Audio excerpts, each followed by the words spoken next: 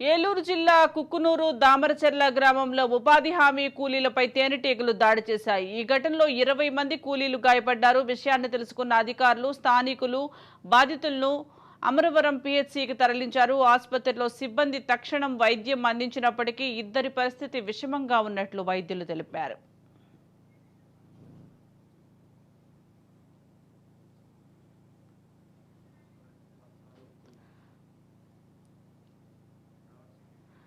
కొమరంభీం జిల్లా బొడ్డుగూడ ధాన్యం కొనుగోలు కేంద్రం వద్ద రైతులు ఆందోళనకు దిగారు. కొనుగోలు కేంద్రం వద్ద కామ్టాల తూకంలో మోసాన్ని గుర్తించిన రైతులు బస్తాపై 2 నుండి 3 కిలోల వరకు మోసం రావడంతో కంగుతిన్నారు. దీంతో చేసేది లేక రైతులంతా కలిసి ఆందోళనకు దిగి అధికారులు నిలదీశారు. మోసాలకు పాల్పడిన వారిపై కఠిన చర్యలు తీసుకోవాలని రైతులు కోరారు.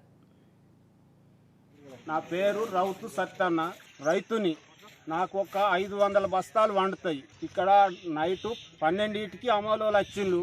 మా కాక వాళ్ళకి ఒక 500 బస్తాలు దోకిన తర్వాత నాకు వడ్ల కుప్ప కాడికి వచ్చిండ్రు.